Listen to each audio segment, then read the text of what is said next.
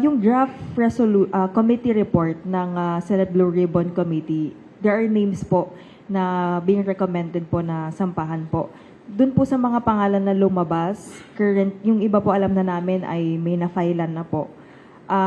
Pagka napirmahan na po yung final committee report, magagamit din po ba yun ng Department of Justice? Yes. Sa ngayon, hindi pa namin nakikita yung draft committee report ng Senate Blue Ribbon Committee. Gusto rin namin makita ito, hindi para sabihin na ito ay magiging basihan na ng pagsasampa ng kaso. Ito ay magiging basihan para mangalat ng ebidensya at titingnan kung ano bang katibayan ang mga naiharap, ano ba yung mga leads. At best, it may be considered as leads that the department can follow and look into, and which we can refer to the NBI para tingnan nila kung sasabihin halimbawa sa committee report, may ebidensya at ito yung ebidensya na nakikita namin patungkol dito sa mga tao na to, pwedeng sundan yon at maging basihan ng patuloy na pag-iimbestiga at pangangalap ng NBI ng ebidensya.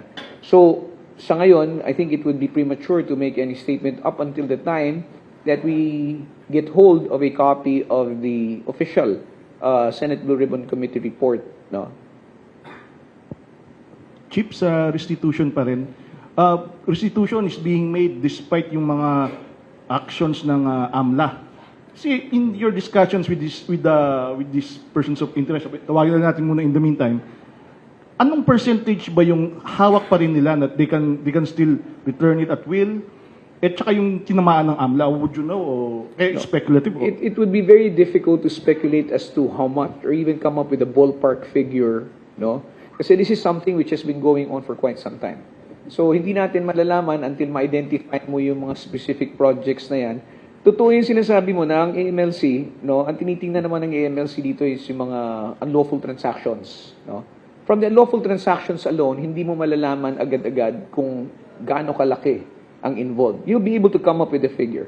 But for now, while we know that there are assets of persons of interest, which have been frozen, ang tinitingnan natin ngayon is itong mga assets na to, ano ba may mga unlawful transactions ba na kung saan ito nagagamit. Now, as far as kami naman, kung tatanungin nyo kami, ano pa ba yung meron sila? Kasi magtataka ka nga, bakit naka-freeze pero meron nakakapagsole? Well, our suspicion has always been that whatever has been declared is not always the accurate or the complete amount. So, andyan dyan yung reservation namin na, yun nga, nakakapagtaka, paano kang nakakuha ng ganong kalaking halaga, bakit ka meron nakatabi na ganong kalaking pera, gayong lumalabas na ang assets mo frozen as of this time. So, ito'y patunay lamang na, alam natin, we cannot swallow everything hook, line, and sinker. Pag sinabi sa'yo na, ang nakuha ko lang, 1 bilyon, automatically maniniwala na tayo. Kailangan tingnan mo yan, ilang transactions sila na involved, ilang projects ang covered niyan, and how much time it has been going on. That is the only time that we will probably be able to come up with a ballpark figure.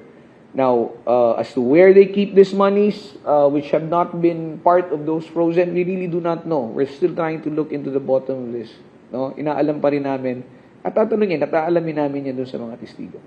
Sir, follow up lang, sir. Speculative again. Pero, in case that these monies is being hidden, o sabihin natin hidden by relatives or close friends or whatever, may liability ba yun? I mean, maliban sa they got money from these guys, hindi naman pwede sabihin naman na hindi ko naman alam na nagaling yun doon Alam mo, mahirap kasi tayong we cannot give parang specific answers to questions which are based on speculation. I would rather that it is actually discovered, it becomes factual, then on the basis of that, we can come up with a recommendation. But as early as now, it would be foolhardy for us to make conclusive statements, especially kung ang pinag-uusapan natin is hypothetical. If we're talking about probabilities or possibilities, everything is possible the way things are happening now. Sir, sorry. Yes. Last na. May papakonfirm lang, sir. Yung entrepreneur po na Jonathan Payawalso and Carlito Macadangdang na iniimbestigahan daw po ng AMLA right now, are they also involved in the Ghost Flood Control Project po sa Bulacan. Jonathan, Payawalso and Carlito Makadangdang. yeah, I think Jonathan So is part of those subject of the investigation now, doon sa Top Notch. One of the Related to the respondents. top Yeah, notch. one of the respondents. He's one of the respondents Yes, yes. in the complaint. Yes. Yung Makadangdang, sir. You have it? So, we remember that marami tong respondents per case. We can check into that. No, we can check into that. Sige, If sir. that particular name is also among those Pero subject sir, of the itong ongoing CISO, investigation. ano po ang kaugnayan niya dito sa Top Notch? Is like part of the contractor ba siya, sir? Or investor siya nung kumpanya? Hindi namin masabi kung contractor siya. No? Kasi alam namin, hindi naman siya contractor. Pero lumalabas yung pangalan niya doon as parang the proponent. No? So, it's still up to the panel of prosecutors how they will see his participation, or what evidence will point to what his participation will be. That's something that we will have to await, no, because it's something that will be included in the resolution. Sir, missing sa Bungero po, balikan ko lang po yung sinabi niyo po kanina na may motion to suspend proceeding po ang isang kaso po ni Atong Ang sa San Pablo, Laguna. Sir, can you explain ano po ba yung process po nun? Okay, kapag ang kaso, final mo na yung information, no? Like, so, the panel of prosecutors came up with its resolution. Kasabay nun, kung halimbawang ang recommendation is for indictment or pagsasampa ng kaso, isasampa yung information dun sa husgado. Kapag dumating yun sa husgado, ang husgado ay merong 10 araw upang ito'y pag-aralan, tingnan, suriin, at alamin kung merong basihan para mag-issue ng warrant of arrest.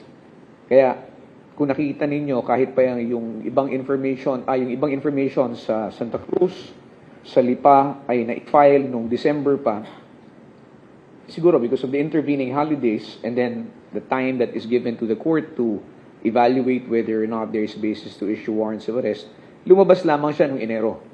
Okay?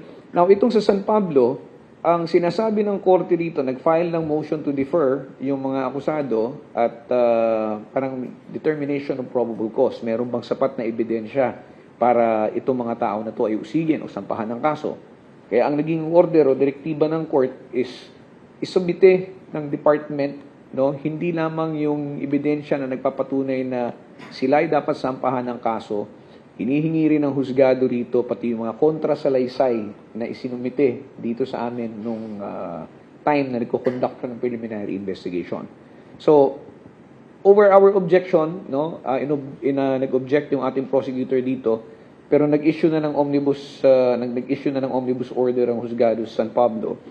At tayo magko-comply, no? Magko-comply tayo para tingnan natin kung once we complied, that will be sufficient basis already for the court to come up with a determination whether it should issue a warrant or not. Sir, kapag hindi po mag-issue ng warrant, ano na po yung mangyayari po sa kaso po na yun? Titigil po ba yung trial? Or? Again, that's speculative. I do not and I cannot speculate on what the action of the court will be. But certainly, whatever the court's action whatever action the court will take, no, insofar as this motion, we will be taking steps also. What these steps are, we cannot disclose right now dahil ayokong pangunahan kung ano magiging determinasyon ng husgado.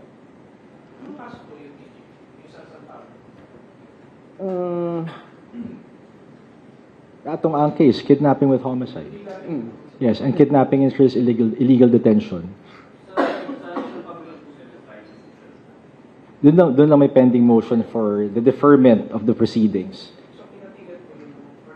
Kasi tandaan natin, di ba, 3 courts yan. Doon sa 2, Lipa City, Batangas, sa Santa Cruz, may warrant na. In fact, trial has commenced.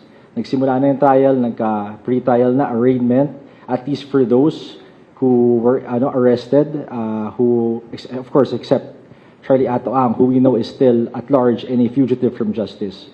So doon sa San Pablo, Laguna na lang, wala pang warrant na issue because of the said motion to defer proceedings. So if the DOJ would like to press na pagsamahin na sa isang court,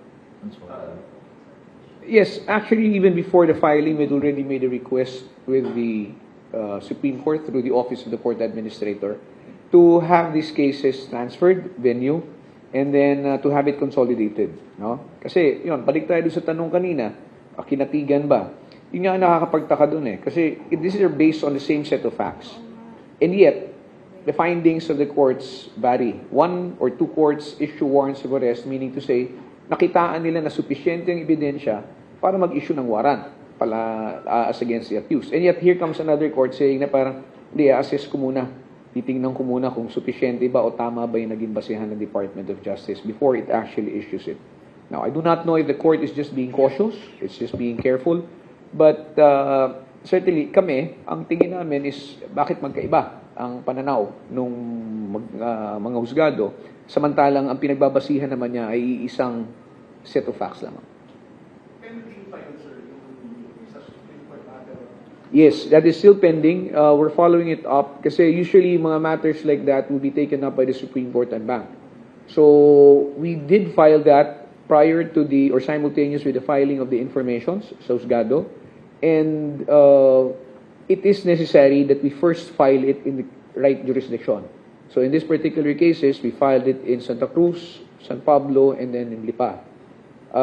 Since na-raffle na siya doon, no, pwede na naming sundutin insofar as mag-follow up doon sa request na mailipat yung kaso sa ibang jurisdiction.